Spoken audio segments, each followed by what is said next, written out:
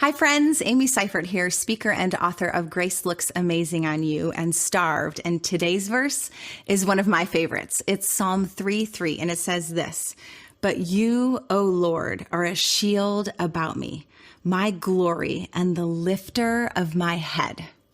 Have you ever woken up in the middle of the night full of anxious and fearful thoughts, where it almost feels like your thoughts are enemies surrounding you, closing in on you? Maybe you're thinking about those bills that you can't pay, or something you said that you regret, or what other people think about you.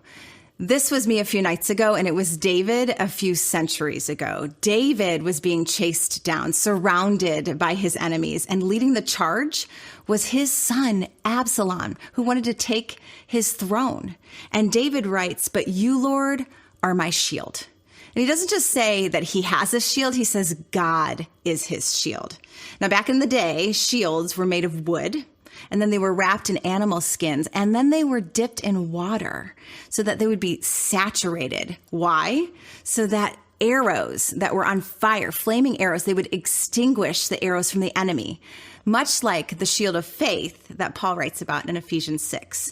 And then David writes two other things. He says, "And you are my glory and the lifter of my head." I would imagine if my son was chasing me down, I think I would be full of shame and rejection and defeat, head down.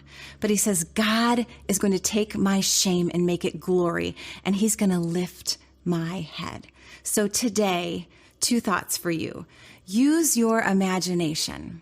When anxiety comes, imagine being behind God as your shield, that he is going in front of you, he is protecting you, he's taking the hits.